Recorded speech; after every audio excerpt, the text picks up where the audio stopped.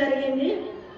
First 131, second విడతల 50 ఇవ్వడం జరిగింది. మన రేవంత్ రెడ్డి అన్నకు ధన్యవాదాలు చెప్తున్నాను. ఎలక్షన్ ప్రచారంలో భాగంగా ఇల్లు లేని నిరుపేదలకు ఇందిరమ్మ ఇల్లు ఇస్తామని చెప్పేసి మాటిచ్చి ఆ మాటకు కట్టుబడి ప్రతి నియోజకవర్గానికి 3500 ఇల్లు కేటాయించడం జరిగింది. అందులో భాగంగా మనకు గతంలో మన మున్సిపాలిటీ 131 ఇల్లు కేటాయించడం జరిగింది. మరియు ఈరోజు 50 మందికి ఇల్లు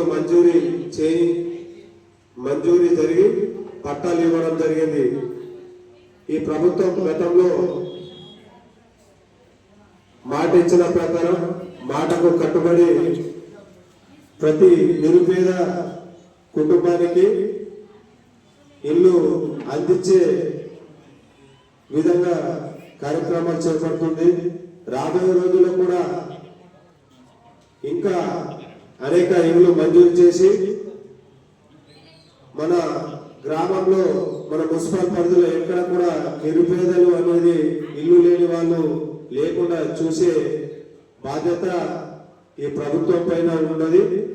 కాబట్టి కంపల్సరీ మీరు రాని వాళ్ళు కూడా, అంటే వచ్చిన వాళ్ళు ఇక్కడికి వచ్చారు, మీ ఇంటి పక్క వాళ్ళు రాని వాళ్ళు కూడా అధైర్యపడకుండా రాబోయే రోజుల్లో వారికి కూడా ఇల్లు కంపల్సరీ వస్తాయి.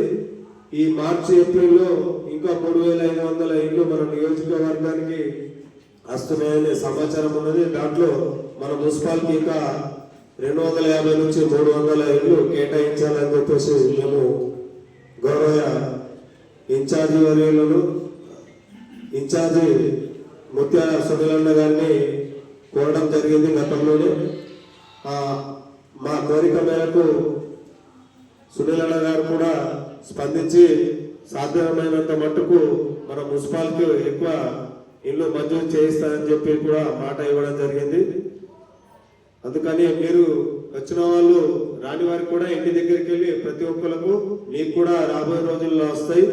ఇప్పటిదాకా మీటింగ్ జరిగింది, ఆ మీటింగ్ లో చెప్పడం జరిగింది అని చెప్పేసి ఈ సందేశాన్ని వాళ్ళ వరకు చేరే విధంగా మీ ప్రయత్నం చేయాలని చెప్పేసి ఈ అవకాశం ఇచ్చినటువంటి మున్సిపల్ చైర్పర్సన్ కు, అదేవిధంగా municipal manager sir Narender sir గారికి, గౌరవ కౌన్సిలర్లకు, ఇక్కడ వచ్చినటువంటి బెనిఫిషియర్లందరికీ, ఇందిరమ్మ బెనిఫిషియర్లందరికీ పేరు పేరున నమస్కారాలు తెలుపుతూ ధన్యవాదాలు.